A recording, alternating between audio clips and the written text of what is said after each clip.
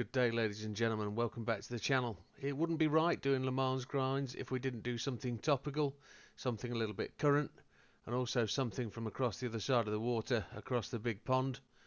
Today we have the Camaro ZL1. It's the road car, but we've got it dressed as the entrant to this year's Le Mans from the Nascar, the Camaro ZL1 as stead.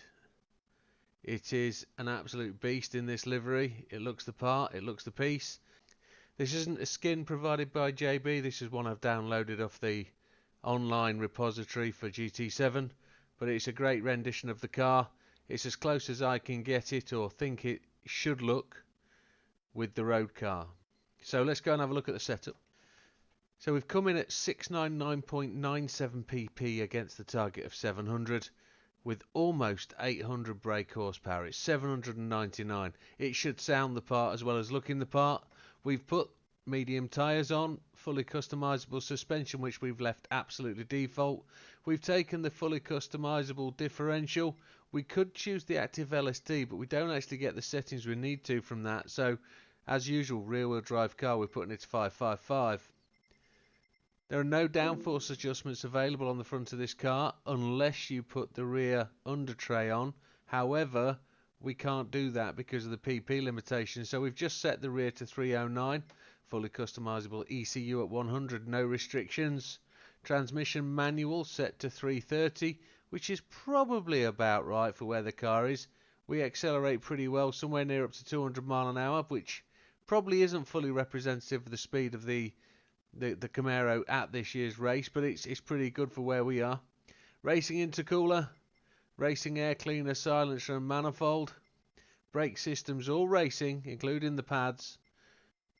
We've got bore up, engine balance tuning and polish ports. We've also got the carbon prop shaft and the racing clutch and flywheel, and increased body rigidity. A bit of a toss up here. We could have actually outed the racing intercooler. We could have ditched the clutch, we could have ditched the prop shaft, we could have ditched bore up, engine balance tuning and polish ports, and we could have put the weight reductions all on. But I was thinking more power. It's American muscle. I think it needed power. I don't think anybody would blame me for that. So let's get to the track. And here we are arriving at the circuit for the World Touring Car 700. It's the representation of the Le Mans 24-hour just in half an hour.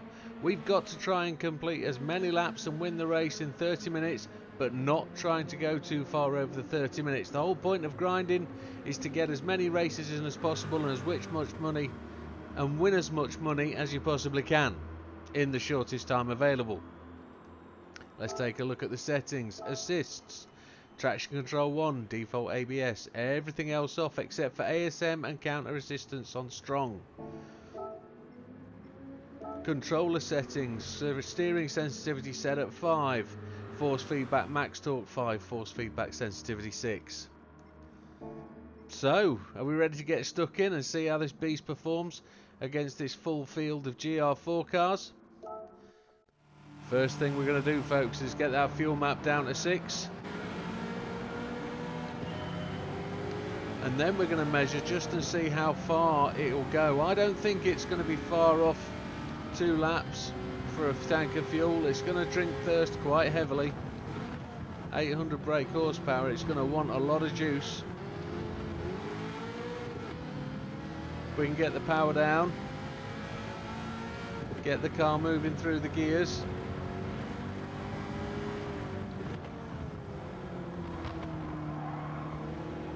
Let these two duke it out amongst themselves.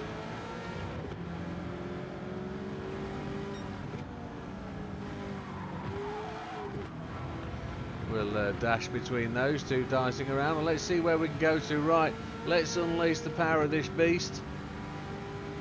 I actually think that we're not going to get to 3, so we need to be at 1.5 at the bottom corner down here. So let's see where we can go. Let's see how close we get to 200. We're surpassing 200 on the brakes. Up to the back of the Mustang if we can, and I had to push the brake through the bulkhead of my rig just then. I didn't think I was going to stop. This thing's got a scream at the top end of the rev range. We haven't put either of the big superchargers on this. We just don't have the real room for it. But it will go great guns on the brakes. Into third for the first apex, down to second for the second, back on the gas.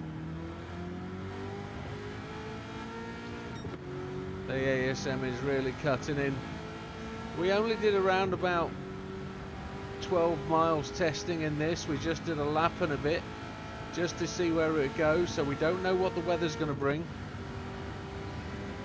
Let's get into this corner. 1.4, so we just need to back off the fuel just a tad. It actually hit 1.5 there, so if we drop it back to what, 5 on the fuel map, that should give us approximately 2 laps of fuel. So it's gonna be a 3-stopper, I'm afraid. But when you've got these cars that drink this amount of fuel, that's what happens. You've got to stop more often.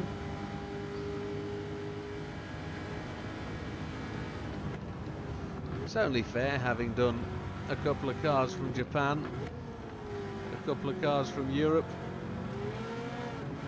Alright, the Ford itself was American designed, but heavily European influenced, the one we did.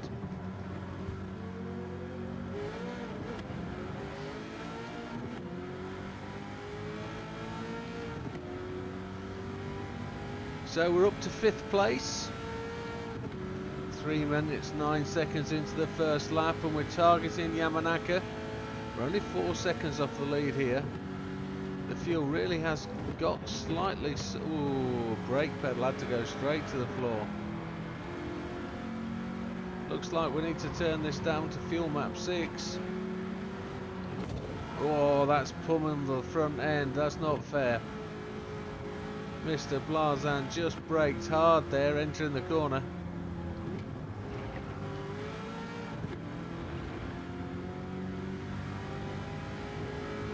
We are actually racing with the AI on hard, just to try and give us a more realistic race. We want the AI to be competitive. So Mr. McEwen and Mr. Yamanaka going at it hard here. They've just slipped into line astern. Let's see if we can pick up some draft. Push along. So up into 2nd place at the end of lap 1. We've got 1.1 laps of fuel. We're going to have to change down Mr. Portilla in the Dodge Viper. American Muscle versus American Muscle.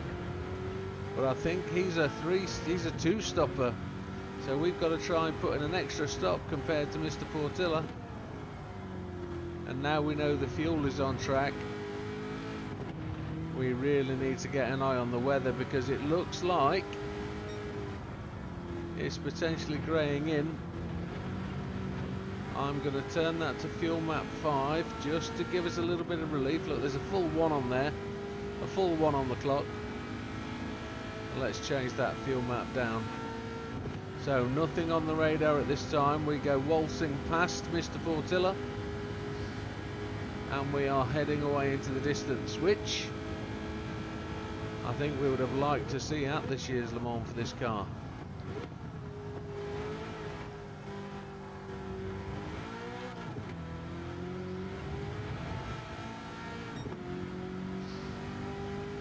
Credit to the person that made the skin, actually. I think the critical thing is the reason I chose this version was because you hadn't wide-bodied it. And I'm not a big fan of the wide bodies in these cars. I do tend not to wide body the cars now I'm more experienced with the game. I hear you saying why. Well, they seem to produce more problems with steering and body width and wheel turning, and you get far more trouble with the wide car on turning the wheels. You seem to hit limits and you can't lower the car as far as you want to. So even though we don't change anything really, we tend to avoid it. And the major critical thing is an irreversible change. Whereas we can put the engine parts on no matter what we do. We can take them off. We can put all the serious engine mods on, and all you have to do is buy a new engine. Which, okay, sometimes it can be painful, but at other times nobody seems to care. If you've got the credits, you can do it.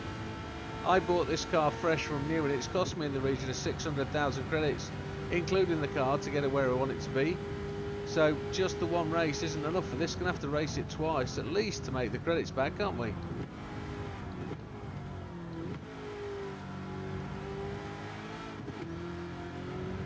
But I felt, being a Le Mans racer, it was the right thing to bring to this track. Spread the love a bit. Perfect idea for a road car. When we're not bringing the race cars to the track, we're trying to bring road cars to compete with the GR4s. There are some stunning road cars we can bring to the race, but we've already brought those to Sardinia. So there's one I'm waiting to come up in the Legend shop, which I'm really looking forward to, and if it does come, we will bring it to the track.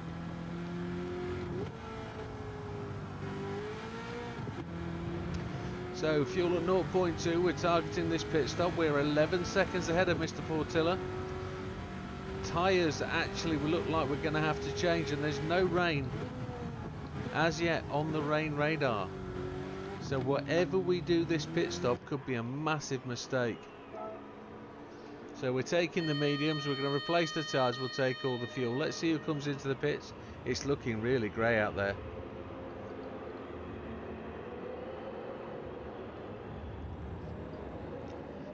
We don't have any choice to take the tyres. We just have to go with what we've got, even though it looks really grey. Mr. Portilla, Mr. Yamanaka go flying past. Mr. Healy looks like it. Mr. Kawakami's gone past. So McEwen and Blasen are coming in. There we go, into the pit stall. Tyres off. New ones, new boots back on. In for the fuel. We're gonna take the lot because it drinks it all. There we go, 2 laps. Oh, and look at the rain come in from the top. How tragic is that? If that's going to force us into a pit stop now, oh my lord. I don't know where it's coming from, whether it's coming from the north. How heavy is it going to be? But we've dropped back into 12th place, so we've got some moving to do, haven't we? Fuel map 5. Oh, we just overshot there, so there's going to be a penalty for us. I was looking at the map. Half a second, which isn't too bad. So the rain's coming in, there's plenty of rain up there. Doesn't look like it's going to be too strong, so let's get down through this traffic, spot the braking marker, make some gains if we can. There's the braking marker, let's get on it. Oh look in front of us, there's the Mustang again, and Mr. Mendoza.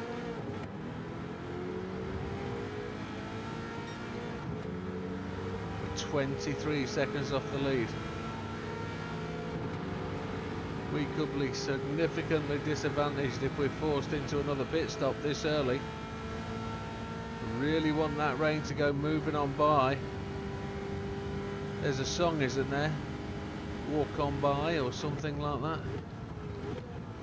I was going to think of moving on up, but that's really not the style for the race.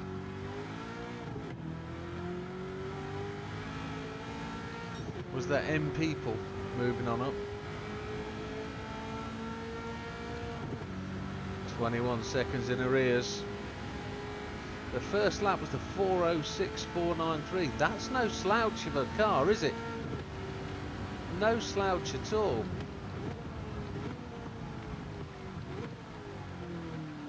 And here comes the rain.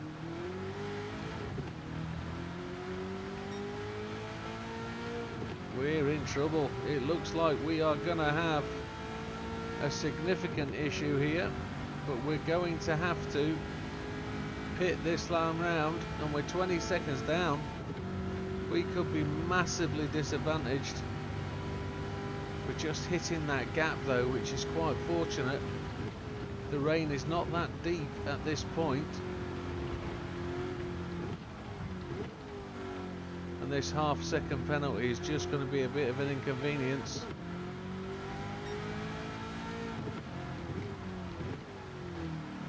Nobody else was able to take tyres at this point, so it's just the pit stop that is our problem. We're going to have to take fuel. We're going to have to go and take tyres. Look at that rain in front of us. That is really, really shocking. I don't think we're going to have a choice. We're going to be forced into this early stop. This is why the 2-stop is so optimal for this race. Let's just get on the brakes and just get the car speed down.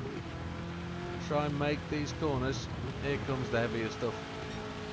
We need to get into those pits rather swiftly. Let's just take it steady. Yep, we're on to the optimal tyres now, the Inters. But I think this is a wets call. 23 seconds ahead they are into the pits. We're going to take less fuel. We're only going to take 1 lap of fuel, so let's go and put full wets on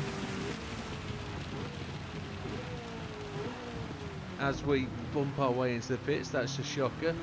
Didn't have any chance to stop. Full wets, and we'll take the fuel.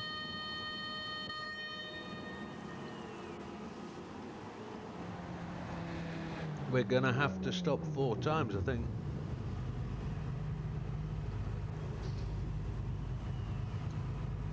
Oh, we might not have to. We might get away with 1 more stop, you know. 3, 4. Oh, we might not. Oh, so Mr. Portilla carried. He's just left the pits. 22 seconds down. Changing to full wets, which I think we're gonna need. Fuel's going in,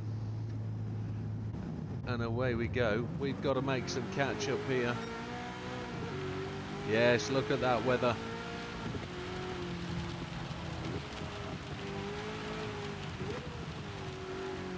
The AI cars, if they've just taken Inters or slicks, they're going to be in trouble.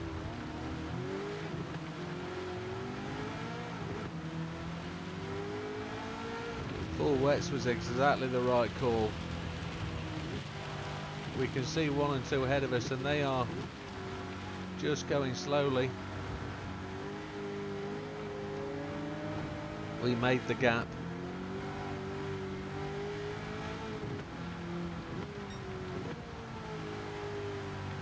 We really need to run these tyres till the track's drying out. Got to try and stick to the centre of the circuit at this point. Full chat, and it's raining like a good one. You can see the rain gauge on the left hand side there, or directly below me.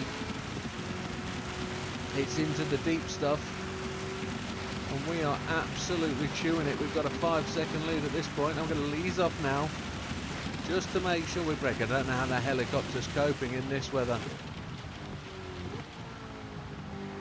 We break that down nicely, got the car slowed down. Don't really want to incur penalties. See if we can short shift to keep the car in check. There we go. Keep to the centre of the circuit. Got to put full laps in now, 2 of them. Got to break out this lead. I really don't know what tyres they've taken. Just going to now brake early. This is becoming torrential. Sensible speed into the corners. This is a real tricky corner. You touch the curb, you're going to spin it.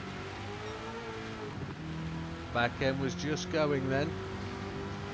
The 555 diff actually works that out, and there's the end of the rain ahead, but the track is going to stay extremely wet. So we're going to be taking this set of tyres for another lap, I'm 100% sure.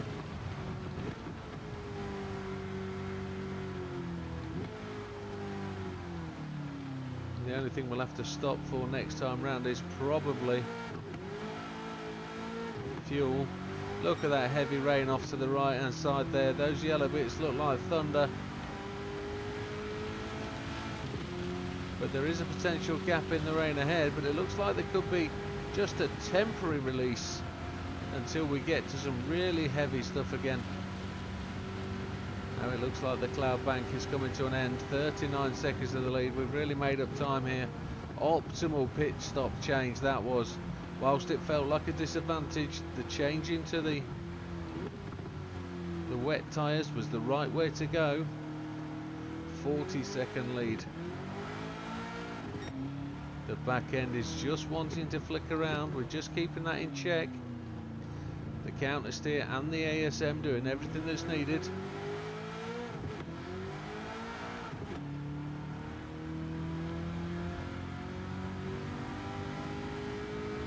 Track is starting to just clear up, but I don't know what's coming next. None of us do.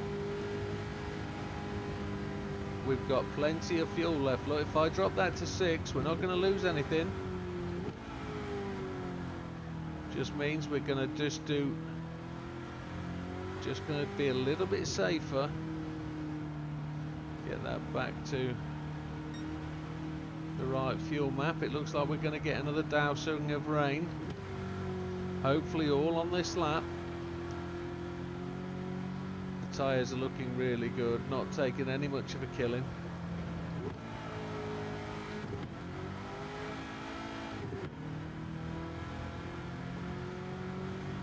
Hopefully the guys behind us have got the worst of the rain. Hopefully we've come through it.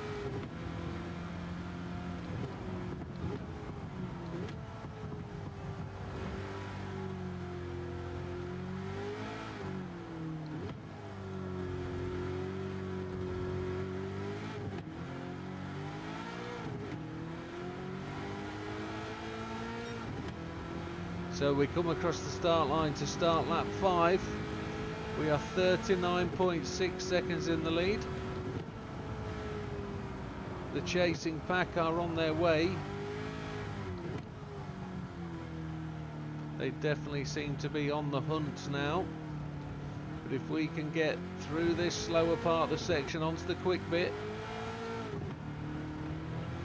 we can be on the quickest part when the bigger rain comes, hopefully. Leaving them on the slow bit for the tricky bit. Looks like people are walking away from the stands, trying to go running for a little bit of respite. I don't normally go this slowly and get a chance to watch the crowd, but let's keep the eyes on the track. Here we go. We're just going back into the rain clouds. Looks like we're just going to get another onslaught again. The track was starting to show a dry line, but I think that's going to disappear. Stick to the centre of the circuit. What we're looking for is clarity coming to the end of lap 5, so we can don a new set of tyres for lap 6 and 7. It's kind of, the fields are level at this time because everybody's got to make one more stop.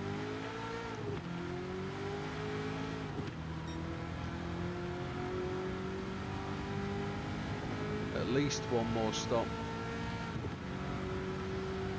We're really getting into this now. The ABS is flicking on and off. There's definite dry line, but here comes some heavy stuff. There's green to the right, there's green to the left. Stuck in the middle with you.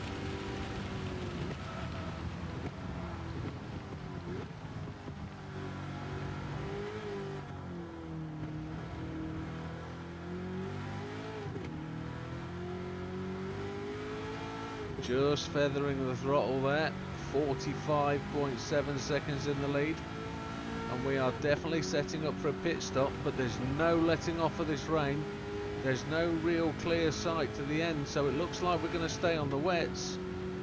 I'd rather be on the wets than the inters that only seem to want to last for one lap, which we discovered yesterday, didn't we?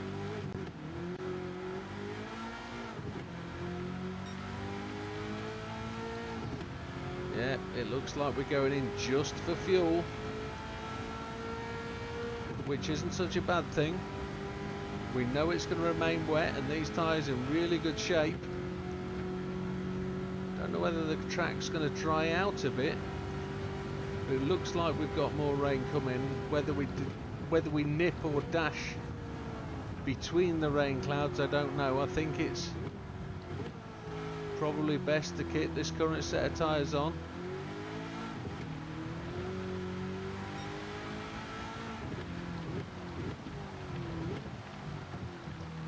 Yeah, here comes the rain again. The front end just sliding into that corner.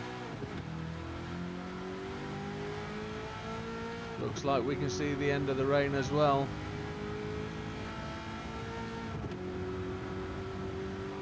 Oh, there's a potential we could pit twice here. Once for fuel for 2 laps, leaving the current set of tyres on.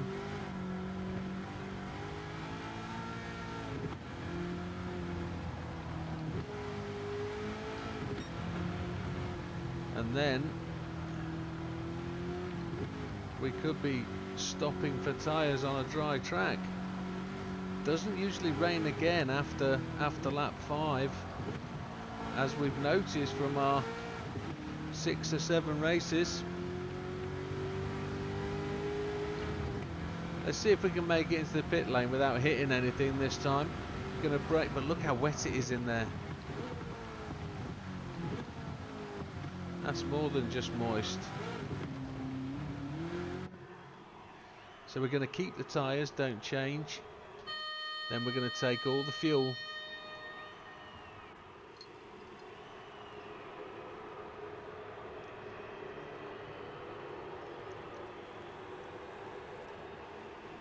.9 seconds in the lead. Whilst we look like we're ready for our car. New set of tyres ready to go on, but they won't change. The other teams aren't looking for pitting yet. They look like their guys are staying out. We're 55 seconds ahead now, which seems to be one hell of a lot. Here we go. 6 minutes remaining. We're definitely out of the rain.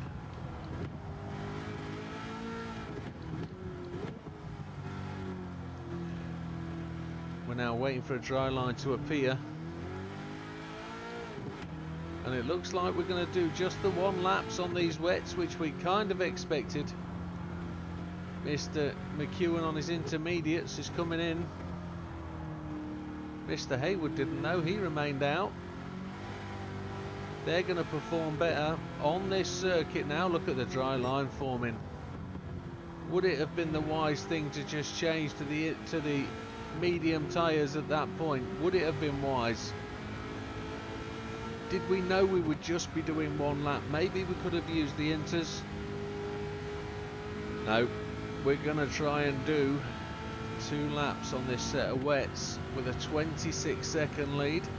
I don't think we're in a bad place because we could potentially run in the wet bit.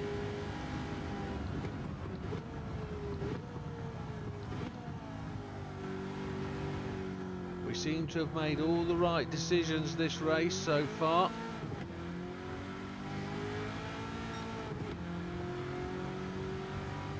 More by luck than judgment, one would say. 29 seconds in the lead. We seem to be leaving Mr. Haywood behind. Noticing that the normal front runners aren't there at the front of the pack. That rain has really caused quite a kerfuffle in the leaders. Mr. Solis has come through from 20th on the grid to 4th place. That is a tremendous effort. He must have just chosen the right tyres like we have at the right time.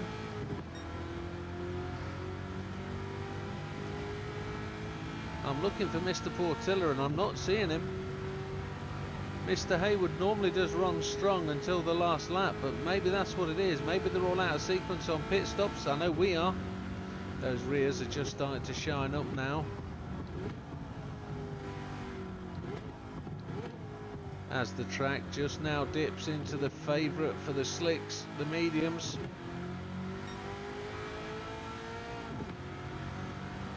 I think we've got time to dive in for a set of mediums. I think it'll just make it more exciting. 3 minutes 40 seconds left on the clock. Could we win this race with just 6 laps, one wonders? No, it's going to take us a lot less time than 3 minutes 30 seconds to complete the lap. But it would be interesting to get a... oh, that's far too wet round there. Far too wet for a set of... if we were to come offline, we'd be in absolute trouble. But these wets are really starting to pick up now, and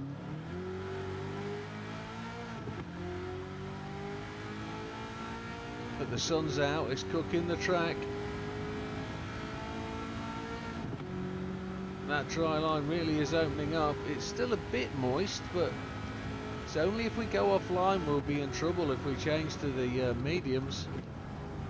Inters for 1 lap. They're saying this is where we could make that mistake, just here. I don't think the rears will make a lap on these wets. Very wet there.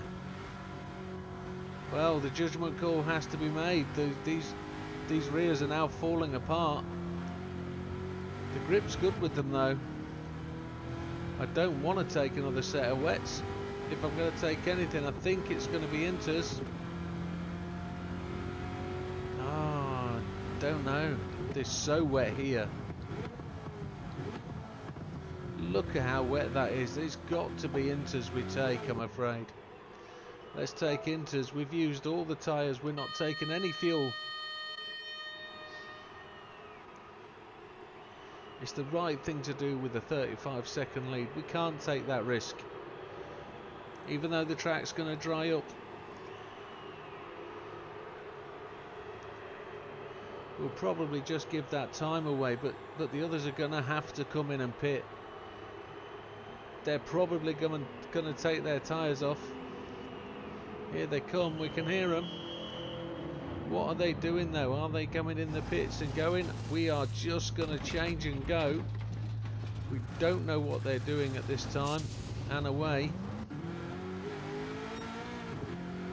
It's incredibly wet here, but we've got the right tyres on. 8-second lead.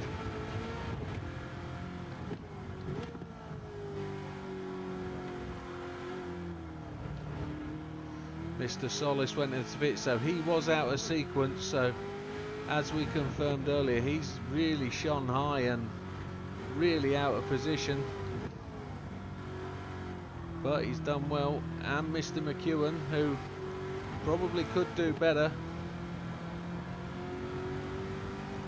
I think the right call was to take the inters. Look how wet it is around here, but the dry line is there.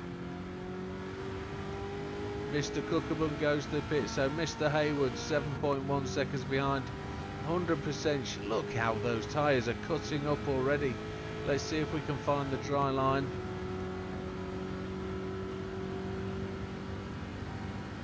"17 seconds to go until the race clock finishes, and then its first car past the line will take the victory.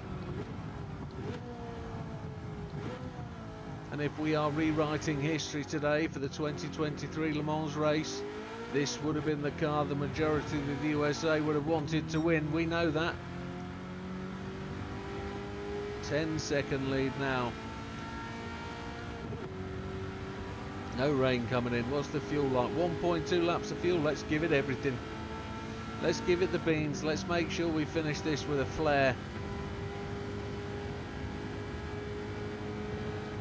On the brakes.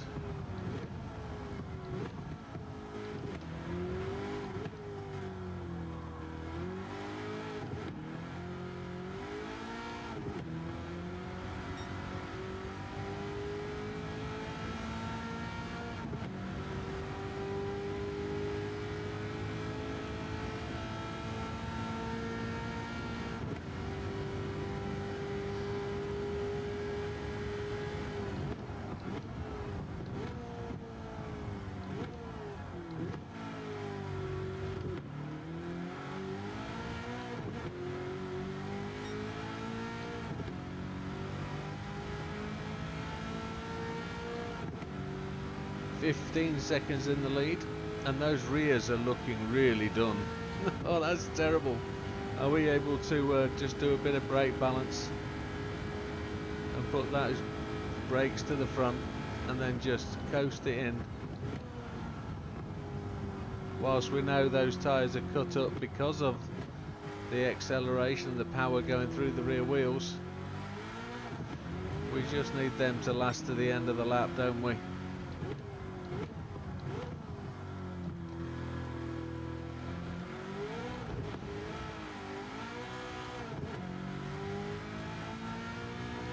We could reduce that as well by taking the fuel map down, but we need to sort of push it home. Inters are pretty useless in this race. If they work well in heavy rain, then that's fine, but they're only going to work for one lap. I think the most I've ever got out on them is 2 laps. So the set of wets we had on did 3 laps until the rain stopped, and then they died on the final lap. But what do we think, folks? I'm smitten by this car. I think it's got everything it needs. I think it does the job. I think it gives a bit of ooh yeah, this is going to do it. 4 pit stops again. 21-second lead as we come through. 0.2 on the fuel gauge as we just totally miss the chicane. And we get 3.5 second penalty, but we can carry that through the line. That was us just hitting a wet patch, I'm afraid. You can see how he goes to the wet line there to cool those tyres down. Great looking car, great driving car. Didn't really mention the sound, but those pops and cracks are awesome. What an engine note. Yes, I'm really happy with that. What a great car. But it's up to you. Look at that. One of the slowest cars we've used. 32.59.25. But that was down to the weather, I'm sure. Being forced to pit out a sequence didn't really help us. We still finished 26 seconds ahead of the next car, Mr. Hayward. We lapped everybody up to position 7, which was pretty emphatic. We haven't done that with other cars. We must have done that with them all being in the pits at some point. We did really well there. Fastest lap of the race did go to Mr. Yamanaka with a 4:19, but you saw we did an opening lap of a 4:06. The only thing we didn't manage to do was run 3 laps so we could get a clear lap. But hey ho, what's the result bring? The best part of 17 million, up to nearly 18 with all the money that we spent on the car, and a 4-star ticket for the day. Can't really argue. But there we have it, folks. As we always say, the decision is yours, the choice is yours. What do you want to do? Planes go overhead, but there's the clouds for the first time. The red, white and blue smoke from the back of those jets. As we gaze on the track and see that NASCAR number 24 going past. Did we rewrite history today? Could that car have done better? You never know. But there it is, folks. It's all up to you. It's what you want to do. The grind is down to you. It makes the game more interesting and more exciting if you find a new way of playing it. It keeps the interest going. But with that, folks, we'll leave you. All the best. We'll see you on the next one. Take care.